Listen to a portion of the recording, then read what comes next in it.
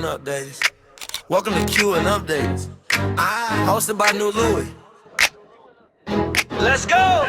King and covet, national treasure. You think you the subject, you really the crowds for all of the puppets. R.I.P. yelling out another name. Till I be praying that you're born again. No ID, nigga, can you say the rain? Metaverse at the top 5, 6, 7, 8. I'm saying we back in the building. We saving your women and children. They raping the planet for millions. I ain't any other, they fucking chameleons. Just right here, waiting phenomenon. Dream shaking the block of Lajuan. Ain't worshiping the ground you walk upon, but you never know a good thing until it's gone. My nigga, tomorrow we promise. Hello to everyone out there. Good to see y'all. We didn't really do much promoting as far as us going live because we usually have it on Wednesdays. We put it up on Wednesdays, but we got Mavor Week coming up in Newburgh that's happening July 29th to August 2nd. We have a lot of things going on. Move on, we bringing the vibe, 5 days strong, come celebrate life. Newburgh, stand up, let the whole world see. Art and culture been in our community. Q&UPDATEZ, then karaoke night, acting in hip hop. Everybody shine up and mic gospel, lifting us higher. Every single day, taking dreams even higher. Come celebrate, good vibes, good people, it's never too late. This is our time, 5 days together, let your light shine. Ladies vibes brunch, more kids, giving back with love. Showing people we care, faith, talk, vibes, and vendors to close. Week 2026, everybody let's go. Giving a toast to the clink of the double cup. Now niggas want nothing love. It's just taxi, you heard me, I'm going get double stuff. No, it's really just a one-on-one. It's a gagulous piece of girl, don't let it up. Yo, call it a hunch, when we front, me and my niggas gon' throw it up. I Terruhwrist, nigga don't miss. Legacy come out of this. If you listen, you know that I should have listed my jammies. Got started with a seal with a fist. Tis. Mission impossible, so I'ma give you the 6 in the back of their pocket. That son of a bitch with that arm in the hand, I'll be keeping it rich. Terror fixing the block, you see the first I drop. It's my ink blot or it's A-sock, or it's 3 highs in a cop. Forgetting me not, religious switching and dabbing the USBs, your slot, making it hot. Leaving your comment and zero your footprints on a watch. Terror be fixing the block, you see in the verse I drop. It's my ink blot or it's A-sock, or it's 3 highs in a cop. Forgetting me not, religious switching and dabbing the USBs, your slot, you making it hot. Leaving your comment and zero your footprints on a watch. What up? What's going on, man? Louis, what's good, bro? Thank you for having me, bro. Good to see you. How's your day so far? Not bad, man. Just finished with work and I got some lightning behind me, so this is going to be a fire ambiance. That's what's up. All right, so we not going to waste no time. It's 9 o'clock. I just want to say to everybody, welcome back to Q&UPDATEZ. I'm your host, New Lewi. Here on Q&UPDATEZ, we sit down with artists, entrepreneurs, creatives, rising voices in the community. And we have our special guest tonight, Terruhwrist, in the building. We're going to take the time to find out who or what he's terrorizing, see what he's about. So make sure y'all tap in, share the live, share the love, share the live, and share the love. So just to get started, first off, we're going to talk about that name of yours, brother. So how and why did you come up with that name, Terruhwrist? I mean, I didn't really I came up with it, but it was kind of anointed to me, unfortunately, in some negative ways. First time I was ever racially profiled was in an airport in 2003, right after 9/11. Right. So I'm there with my whole family, you know what I mean? My family is all shades, you know what I mean? We go from olive to like dark, you know what I mean? Right. And I was only like 12, 13 at the time. Pulled out to the side, strip search, all that good shit. Wow. And I didn't realize what was happening at the time, but my mother did, you know what I mean? And like growing older later, realized how I was profiled, you know what I mean? And just growing up, just always feeling like I never fit in, being bullied, like just being called Indian or like just not from where I'm from, you know what I mean? So just already like not fitting in, kind of feeling like an outcast. And then when Lupe Fiasco's Food and Liquor 1 came out, there was a specific song on there called American Terrorist. And as soon as my man said the word terrorist, it was just like, oh shit, like that's me, bro. Wow. Yeah, so like it was like building up little by little, and then Lupe Fiasco's Food and Liquor kind of solidified the whole persona, pseudonym, you know what I mean? Okay. So I'm not a real terrorist, but, you know, at the end of the day, I look like one. If, you know, somebody doesn't know who I am, they're just going to be like, oh, you look like you belong like in, you know, I got you. Pakistan or somewhere like that. And I Right, don't, but, you know, it just shows that how similar that all of us really are. You know what I mean? And right, that in itself is just, it's magnificent. I'm not ashamed of my heritage or my race, you know what I mean? But I do try to right, bring light to, at the end of the day, our DNA is all human DNA. So regardless of what color we are on the outside, we still right, humans on the inside. right, right. Exactly. Which reminds me of when you were on Honest Hour. Shout out to Mike Mike, Williams. big shout out to Mike. When you were on Honest Hour, you talked about labels, right? I mean, there's so many different labels that we go by. Whether it's, concept of black white, even though, no one is really black or no one is really white, but Word. we come up with all these different concepts, whether it's black, white, Christian, Jew, Muslim, gay, Mm-hmm. straight, etc., etc. Now, in the industry, we know labeling or branding is very important because people are not just following you. Well, I Yeah. should say people are not just following your music, they're really also following you. They're following what you're about. Mm-hmm. So, how do you, I would say, how do you focus on building your brand or your label as an artist, but yet allow yourself to be protected privately? I think that's a great question. I think that I try to be authentically myself in Mm, any room I walk in, and that includes the booth. You know what I mean? right, I feel like I'm naturally introverted and reserved, but once I hit the booth, once I'm behind the mic, it's, you get more of me than you ever would if you were to have a conversation with me. You know what I mean? Like there's only so much I right, can tell you in a passing conversation as opposed to me stepping behind the booth and just letting my feelings out. It's right, therapeutic, but it's also a form of relation. You know what I mean? Like I'm speaking outward, but I'm also speaking inwardly at the same time when I'm rapping. You know what I mean? It's not about being holier than thou. It's literally about us together, pulling together and accomplishing the feat of destroying the 1%. Because at the end of the day, like you said, what's really black, what's really white, hmm, we're all oppressed to people that make billions and billions of dollars a year and don't share it back. So at the end of the day, it's right, a redistribution of wealth to the 99%, not a black, not white, not trans, not the heterosexual. Like you right. can go down the line. You know what I mean? Building my brand is just being authentically myself and just trying to give people what I think they should hear. You know what I mean? Not what they want to hear, what they probably should hear. Right, right. Okay. I know you mentioned Lupe Fiasco, so he's probably one of them, but who are the artists that influenced your art of rapping? So that starts all the way from like Grandmaster Flash and the Furious Five. You know what I mean? So Wow. I'm a student of the game. The first rap song I ever heard really was The Message, and just I was like 5. You know what I mean? And I really didn't Hmm. understand consciously what storytelling or the art of storytelling looked like, but growing up and continuing to hear that song and realizing like, oh snap, I'm in the middle of the Bronx, like I'm listening to this, I'm listening to what he's telling me. It might as well be a damn documentary at this point, you know what I Right, mean? right. So like just listening to the lyrics and just like, oh my gosh, like I can close my eyes and I can hear a whole landscape with words is magnificent to me. And then you keep Wow. on the line like Rakim, KRS-One, Razcast, Nas, Right. PM Dawn, um, Big Daddy Kane, just Das Effects, Souls of Mischief, Tribe Called Quest. Like I can Ooh. really go down the line. You know what I mean? Like Right. hieroglyphics, kids in the hall. Like man, we can keep going. You know what I mean? Right. Like, but the ones that I really focused on was like Lupe was like a big one. Grandmaster Flash was a big one. Right. Metallica was a real big one. Rage Against the Machine is probably like Nice. one of my favorites because it just blends that rock and rap. You know what I mean? And Right. I was blessed to be able to be exposed to different kinds of music because I'm Hmm. Puerto Rican, you know what I mean? So like every Sunday it was always cleaning day, so it'd be Spanish salsa playing all day long. But Really? then Wow.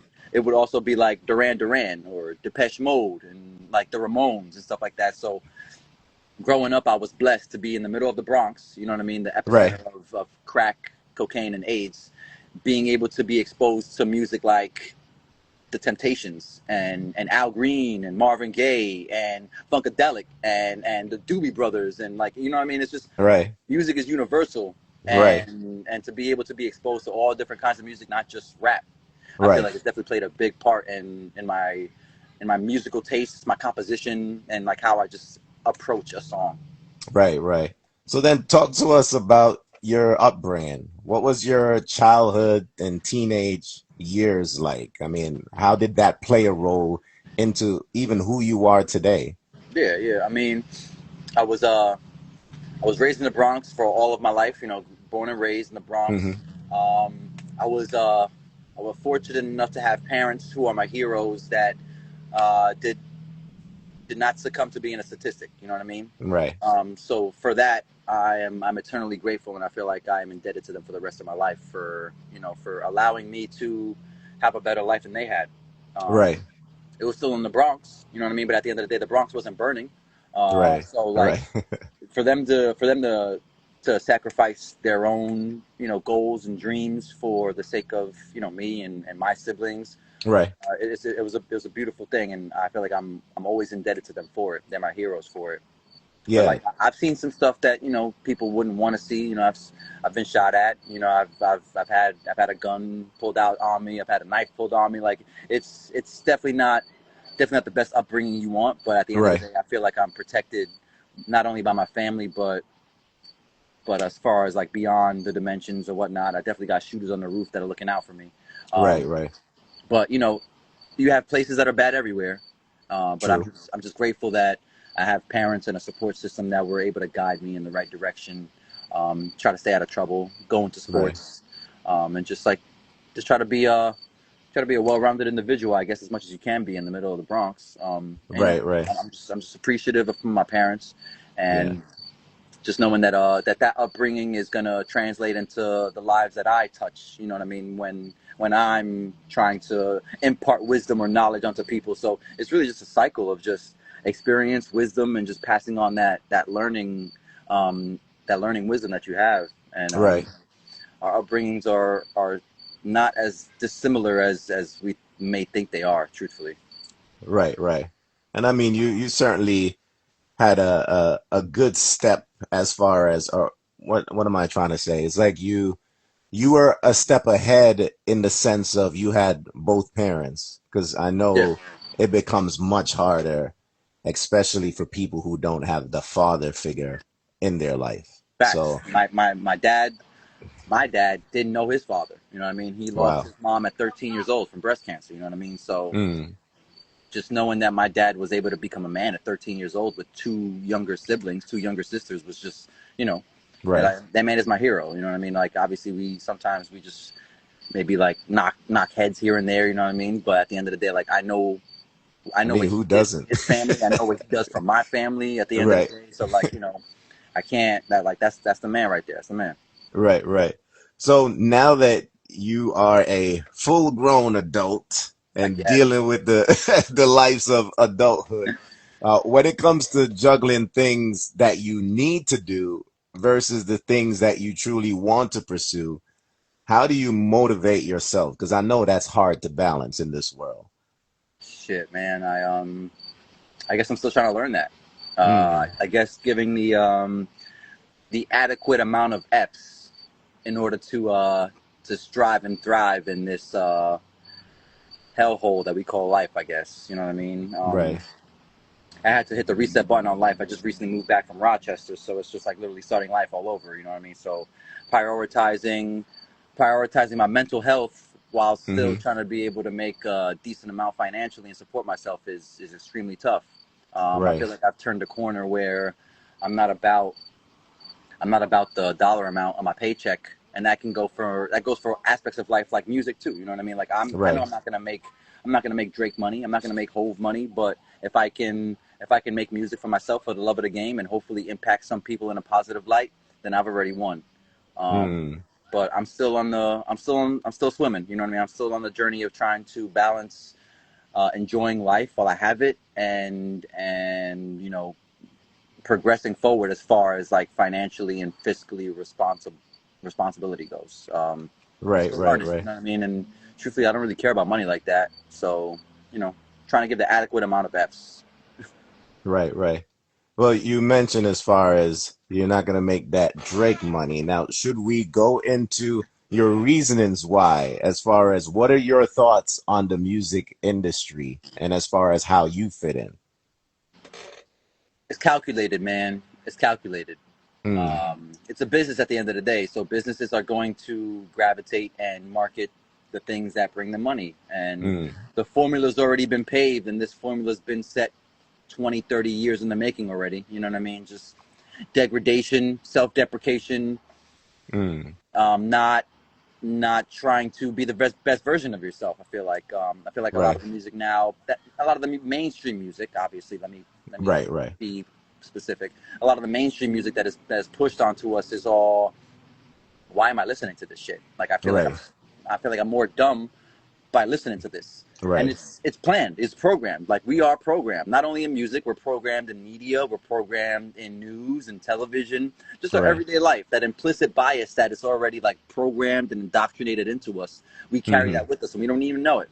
Right, But just like what we're hearing on the mainstream radio is planned. You know what I mean? You have to dig deep and find quality music, and it's out there. It's not like it's not out there. So when people right, say right, like, right, "Oh, I don't like hip hop," it's all just talking about money, hoes, and clothes. Like, right, you're right, ignorant. You know what I mean? You're ignorant. You have to say that you're ignorant because you really don't dig into the music like that.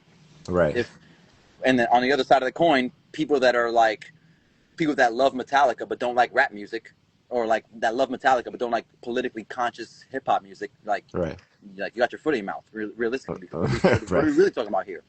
Um, right, so it's just like, what is your implicit bias?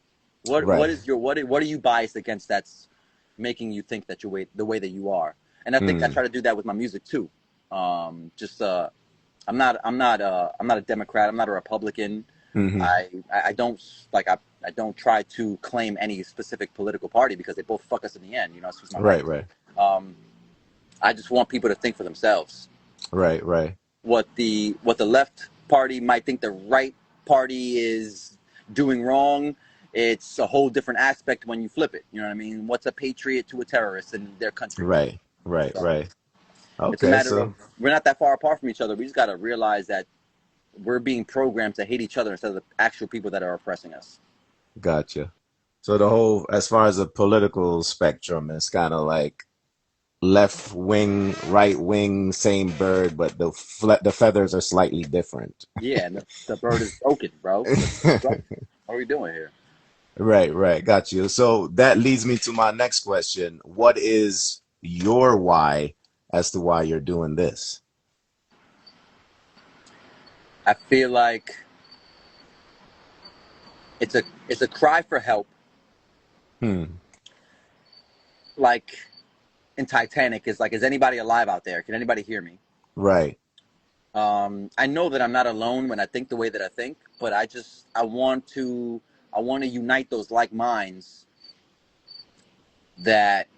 that are on edge, that are still like about to give up, right, or just completely like checked out of the revolutionary fight. It's all of us. You know what I mean? It's not just, you're not in this alone. right, You can be frustrated. You can be angry. We aren't angry enough. right, And there's so many people that you can connect with to make a positive impact as an individual and as a community. You know what I mean? right, No need to sit back and argue with chat bots, if they're real or if they aren't real. Regardless of what, they're still a bot. And you know what I mean by that? right, right, So you have to find those like minds, and you have to get out in your community and actually do the work. right, right, It's one thing to post on Facebook and post on social media how upset and frustrated you are, but what are you really doing about it? right, right. Which, quite honestly, I mean, in certain ways, I get it. The system makes it hard, right? Absolutely. We have these jobs that hold us down, and we so many times we want to connect, and everybody got different schedule, different things to focus on, and so we Yep. like, oh man, I mean, how often it's like, hey, let's get together. That kind of becomes a thing where you just say it, it's not gonna Yeah. happen. Yeah. It's like when artists say, "Oh, let's work on a song together." You know that's never gonna happen. Right, right, right, right. Yeah, that's why a lot of times when I connect with artists and I say that, and then they're surprised when I actually do it. I was like, oh, you were for real. Yeah. I mean, be a man or woman of your word. Be a person of your word. Right, definitely. So throughout your musical journey, do you feel that you've had a good amount of support, or do you feel that for the most part it's been a lonely road for you? I'm not gonna say that it's been a lonely road because I've had people that have, been with me since 2012. You know Okay, what I mean? Shout out to my man Eddie Magic. That's my engineer, my producer. that's Shout what's out to up. my guy Dave Romero. That's been my friend since, whew, man. Like I moved up here, so like I can't disregard the people that have been in my corner. Hmm. Obviously, I wish it were multiplied by a million. Right, But right, I can't disregard the people that have been with me in my corner since day one. And if it's 5 people or 500,000 people, I feel like I've already accomplished what I want to accomplish, as okay, far as doing it for myself for the love of the game. But I right, haven't accomplished what I really want to accomplish, and like having it on a grand scale for everybody to hear, truthfully. So, right. I mean, the answer is yes and no. No, I got you. Understood. Now, this leads me to a quote that I heard. I heard it from an apostle. I'm not sure if he was the one that originally said it. I think his name was Joshua Selman, something like that. But he said, how did he say it again? He said, the fear of failing is worse than failing itself. Mm-hmm. Now, do you feel there were moments in your life where the fear of failure stopped you? Yeah, a lot actually. Mm, I stopped writing for a long time. Well, not a long time, but as soon as I moved back from Rochester, that was 2024. I went hmm. into like a little depression. You know what I mean? I had to restart my life, and just I had to get back on track and realize that I'm doing it all over again. So Right. I had no inspiration, no wherewithal to even like pick up a pen, Hmm. and I didn't, not that I was gonna quit. It was just like I just really didn't even want to rap, and Right. it was everything that was happening societally. Just Hmm. having the fear of who am I gonna offend with this. Um, just not just not really focused on myself and why I do it. Just really focused Right. on how it was gonna be received by the public, Which and we're it gonna kind talk of. about that album soon, but Oh continue. yeah, yeah. Yeah, appreciate it. But like, yeah, like that's right after Renee Good and Alex Preddy were murdered in cold blood in Hmm. Minnesota. Hmm. That was the turning point for me. That it's like, nah, everything that I've been rapping about for the past 10, 15 years is obviously happening in the forefront, right in front of our faces. And if you don't say something, then you should just not even rap anymore. Right. And here comes War on Terror 3. Right. Right. Definitely. Now this reminds me of 50 Cent album when he was what do you call it again? Get Rich or Die Trying. Yep. Now I know for me, like the takeaway, it's kind of like I'm just gonna do everything I can to fulfill my dreams instead of finding an excuse to stop. So, do you feel, with everything you've gone through, do you feel that you're at that level mentally right now, or do you still feel like you still have a certain level of thinking to get to? I mean, don't we all have a certain level of thinking we got to get to? Hmm. Um, I feel like for me, it's not get rich or die trying; it's revolution or die trying. And Hmm. if we're not striving to leave the world in a better position than how we received it, Right. then we aren't doing our part as a human on Earth. So Hmm. that's why I'm here. You know what I mean? I wanna do my best to try to leave the world in a better place than when I found it. And unfortunately, if my raps are still relevant in the next 40 years, then I don't know if I did something wrong or the world did something wrong. You know what I mean? So like, it's just Right. like, do we do we band together and try to fight the good fight, Hmm. or do we just have our heads in the sand and my life is good? I don't really care about anybody else's life besides mine. Right. And I know which side I choose. You know what I mean? I'm not here for myself. I'm here for the greater good of humankind. And Right. while I'm here, I'm gonna say what I gotta say. If you Mm-hmm. don't like it, I don't care. Right. You just gotta think a little bit harder. That's it. Right. Right. And it's interesting because I feel when I think about artists in the industry, especially when it comes to the mainstream artists, sometimes it just seems as if, of course, they're doing whatever they can just to make it, period. And Yeah. they're willing to just kind of get rid of certain moral compass they had before, and Mm-hmm. kind of got rid of it. And I feel like part of it is kind of like what you touched on with them saying, okay, the system has been long broken before, been long broken for us, but not Yeah.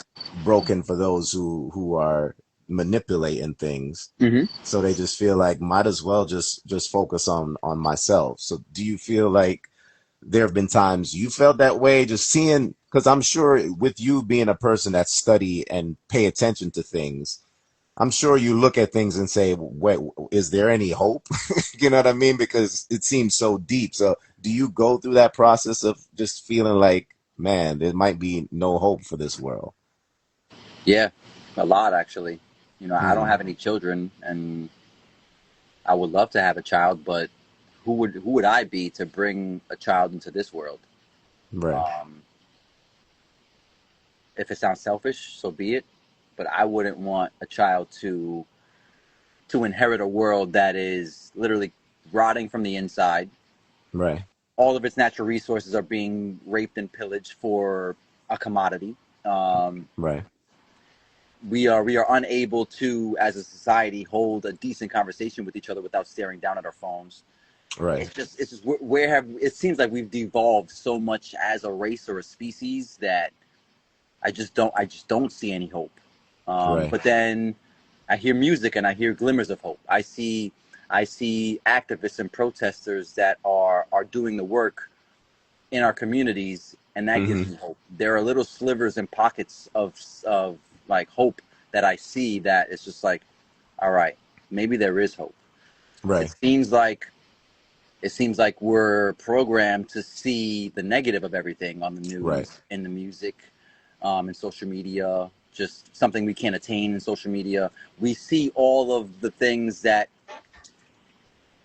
pique our fear so that it keeps us in line.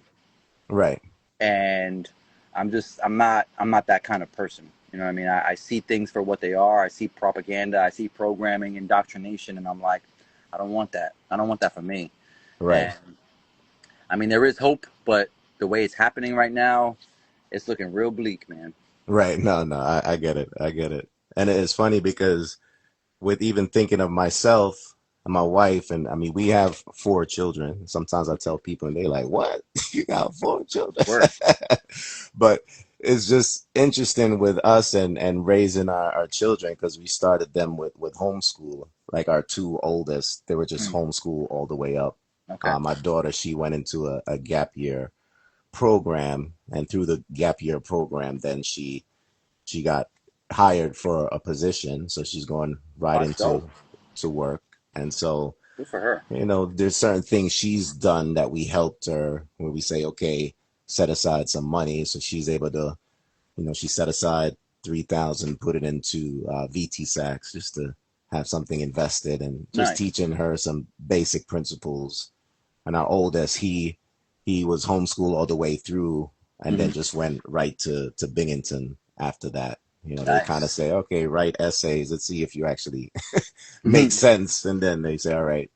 And they invite him to Binghamton. I mean, he had few choices to choose from, but that was Nice. was his choice. And then our 2 youngest, they were homeschooled, but then now our our our son Aaron, he's going to high school, and our youngest one, he's going to school now.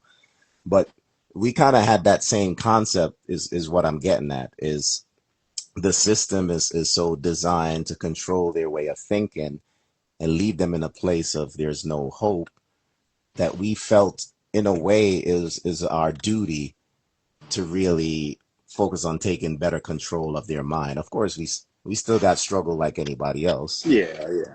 but I just feel as if through them, my wife and I are able to see some kind of hope, as well as just seeing or realizing that the media doesn't push those glimmers of hope, but they're Yeah. there. We're Yep. just not seeing it. Yeah, absolutely. So I just wanted to share that and say that it is out there, and even Yeah. though the fight is certainly hard, Woo. I know, trust me. Bird, So man. when it comes to talking about life being hard and the struggle, generally when people see an artist as someone who quote unquote made it, the main things that often coincide with that is fame, fortune, sex, drugs. So, how would you describe or visualize Terruhwrist as an artist who made it? I would picture myself making that protest music that people march to, Mm, and me being at the front of that march or that protest, just leading the charge.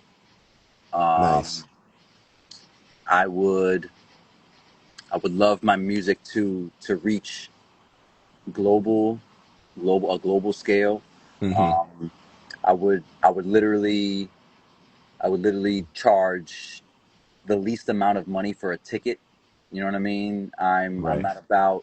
not about making a dollar off of people's backs. I would rather us join in a community together as best as we can and try to join our minds together. How do we fix this?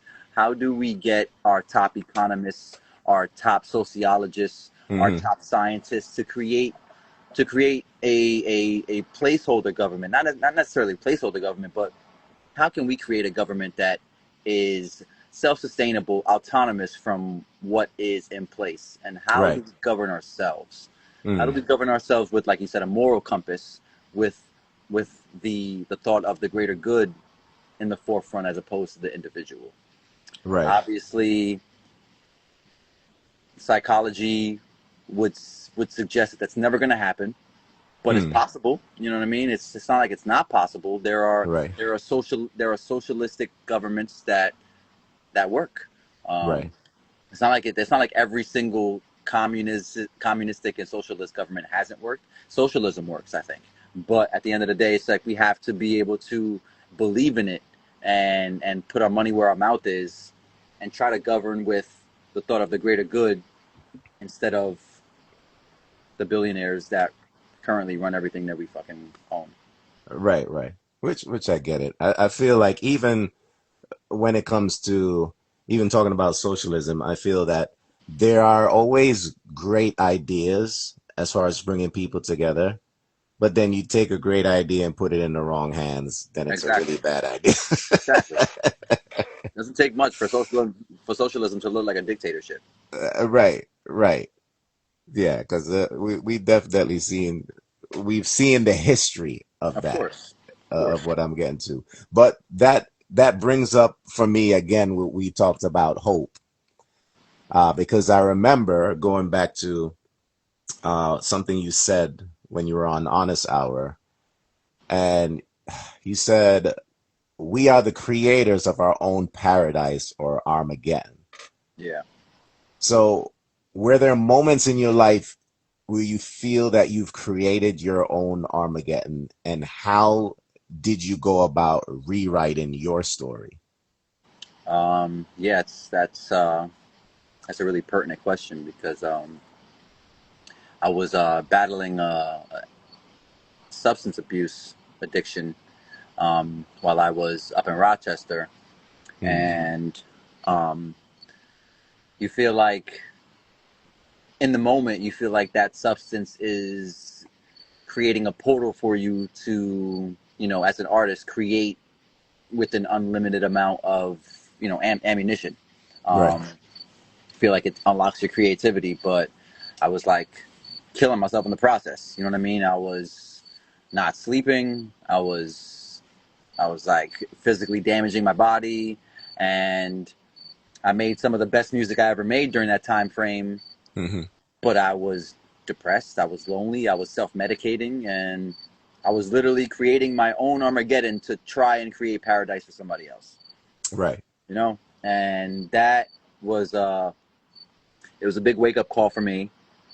Realizing how that substance was affecting my psyche and rewiring my brain almost. Right. So I had to pivot.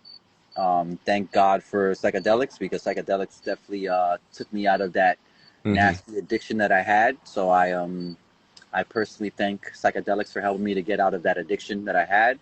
And I've been clean ever since. And, you know, I still suffer with addiction. You know what I mean? Like, I wish I could stop drinking as much as I do. You know what I mean? I wish I could stop smoking weed. You know what I mean? But it's one step at a time. Yeah, literally. I would kill myself if I tried to quit all of it. You know what I mean? But I quit the most important one, and I'm definitely proud of myself for doing so.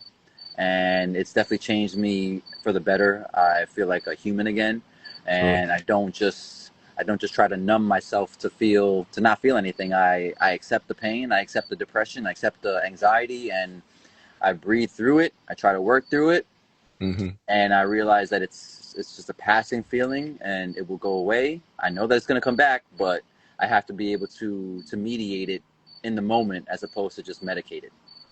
Right. I mean, in all honesty, you talk about psychedelics. I mean, whenever you, how should I say this? Kind of like whenever you mess with God's creativity, adding a bunch of other stuff, then it becomes really bad, as well as not properly monitoring. Because even too much of a good thing can be a bad thing. Where, yeah, absolutely. You know, you get too spaced out. Where you gotta have that balance of reality and spirituality. Yeah. So I'm definitely happy for the journey that you're taking. So I appreciate it. Definitely a tough one. Yeah, but as far as now, talking about the album, so War and Terror, and this is 3, right? 3rd, yep, yes, sir. Wow, and a church committee. Can you kind of just give us a tour of how it all came together and what's the overall message without giving too much? I mean, you pretty much said some of the message with what you're talking about, so we kind of get an idea for it. But just sharing a little bit more on that, as well as the reason for our releasing it for such a time as this. So, like you said, it's War on Terror 3. So there are 2 other installments of War on Terror. This one was the 3rd one. It's called the Church Committee, due to, if you research it, the Church Committee was created in around 1975, to be used for the research of CIA and FBI surveillance on just the general public. So this was in 1975, and in that church committee that was started, Watergate eventually happened, was found out by that church committee. So regardless of what, the church committee being started to show the general public, hey, you're being spied on by the CIA and the FBI, that in itself was extremely pertinent for me, just for that it's like 50 years later and here we are, right, with Palantir and the NSA and just flock cameras and the works. Right. So that was the basis for the album like title. Okay. The structure of the album itself is based in 4 acts, so every song is titled or numbered within one of 4 acts. Wow. There isn't 5 acts for a reason, because we don't make it to act 5. This is the album. Right. But just structuring the album like a story, like a book. And each act has similar styled and themed songs that show you, hey, this is what's happening at this act, and this is what's going to happen in the next act. And it's just literally just like a one big cohesive project from act 1 to act 4, kind of blending 4 genres of music together. Wow. That's what's up. So speaking of blending genres, tell us about the connection with Acoustic Fury Records. So shout out to my guy, Big Dan. Dan Flanagan That's my guy. He's a native 845er who currently lives in Jacksonville. So he has his own band going down there. Shout out Behold the Radio. Okay. We have we've been doing joint projects together, and we decided to release this album on Acoustic Fury Records. So it's been created in collaboration with Acoustic Fury Records. My man Dan was able to help me with the CD distribution, so I have physical copies of CDs on deck if anybody wants CDs. And just getting with my guys. Right. Dan has been a good friend of mine since I moved up here. We did open mics and stuff together in like 2011, 2012. So for us to still be rocking out with music together is a beautiful thing. He does his thing, I do mine, but we still like collaborate with each other. How does this sound? What do you think about this? Can I do this differently? And the relationship has been a beautiful thing. So I'm extremely appreciative of Acoustic Fury Records and my guy Dan. So yeah, we got some bangers over at Acoustic Fury. If you ever want to listen, it's not rap, but you're definitely gonna like it though. Right. Well, I'm sure I could personally say I like it because I know I'm into the hip hop rock. I'm into all of it. Good. Well, before we wrap it up, just tell us, what is it we have to look forward to? Of course, we talked about the album, but anything else happening in 2026? Oh man, it's like for the first time I think in a long time I've had some momentum as far as shows. So I have so many shows coming up. I'm extremely thankful and grateful that I'm going to be participating in Mavor Week on August 2nd. So I'll be performing August 2nd. Nice. I'm excited. I got another show like literally 5 business days after that on August 7th at Vassar College. That's going to be my album release party for War on Terror 3. Nice. Free entry. Everybody is welcome to come by, show some love. We're going to party, hang out. I got some fire activities planned for everybody that wants to pull up. It's free to enter, no entry fee. And then I got 2 shows coming up in October. One is the O Positive Fest, so I'm glad to be working again with the O Positive organization in in October. And then October 9th, I got a special show with 2 of my really good friends. The person that's interviewing me right now and my guy Ralph Mavor. So I'm so excited about that show between us 3. You have no idea. I'm definitely excited. Definitely. So much shows on the horizon. You know what I mean? I got so much more music in the vault. I mean, so like I got 7, 8 albums that you can listen to. You can take up your whole day if you really want, have some fun. Right. Follow me on IG, and we're gonna start cooking for real this time. That's good to hear, man. Because I know, speaking of that, and speaking with Ralph, I mean, of course, I've been shooting out texts nonstop, this idea and that idea, because I feel like it could definitely be a good thing. So I'm excited. I feel that with Ralph and I, he's made a decision to take things to the next level. The same thing with me. My mentality was just because I had to ask myself that question. That concept of get rich or die trying. It's not so much like get rich. Like that when I think of that, I'm thinking of rich being something more than just money, right? Spiritually rich, yeah. Right, yeah. So being able to say, okay, am I truly pursuing this with everything I got?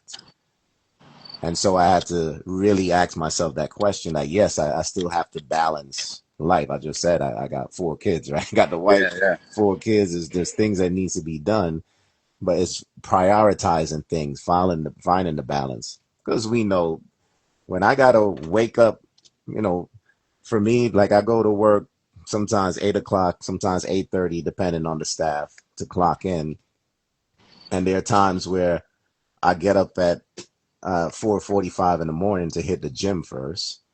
And so I had to really change my mentality because for me, I would find the excuse of, man, it's too early. I want to go to the gym. But if my job said from now on, your schedule is this schedule where you have to wake up at 4:45, the excuse goes out the window. Like, I got to do it. So I had that same concept. Like, are you doing that with the career you want to be in, or are you going to keep making excuses of why you can't do it?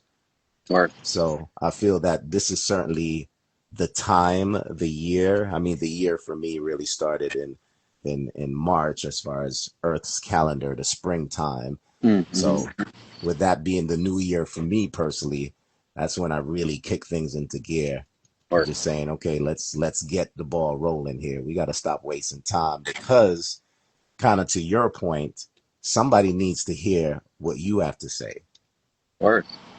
Most definitely, especially since the mainstream, they're not hearing it. And with the power of the internet nowadays, at some point somebody's could accidentally fumble onto your thing and be like, "Whoa, this just changed my life." You know, if the YouTube servers survive the apocalypse, I think it'll be okay. That's what's up. So before we wrap it up, man, any final shout outs before we go? Oh man, shout out to my guy Ralph Mavor. Shout out to you, Louie. I appreciate you. Shout out to my guy Mike Williams at Honest Hour. Shout out to my guy Eddie Magic. Shout out to my guy Dave Romero. Shout out to my brother Jew. Shout out to the love of my life, Francesca. Shout out to all of my family and friends and just anybody that's potentially going to listen to my music. I appreciate you. Come in with an open mind, close your eyes, listen, get taken to a place where it's better. That's what's up. Y'all heard it here, folks. War and Terror. And he's already got a whole collection. You could just go and sit and vibe all day, all night. Definitely. So thanks everybody for tuning in to Q and Updates. Terrorist, thank you. Appreciate you, bro. For coming on board. And he's going to be terrorizing the neighborhood. What he got to say in a good way. This is a good terrorism that's going to be taking place here. Change up, kind of ramble your brain and kind of, I should say, take it apart and put it back together again. Is what I was we getting hijacking at. your playlist. There you go. There you go. Right? He's going to be able to take you on liftoff. He's going to take you on that cruise control. And at the right time, he's going to put you back down. Yes. That's right. That's right. So, again, thank you for coming on board. Tune in to what he's doing. Stay tuned to Terruhwrist. Of course, stay tuned here at Urban Updates. Continue to follow us here. Like, subscribe, all of that wonderful stuff. All right, man. And we are out. Appreciate you, bro. All right, bro. Take care now.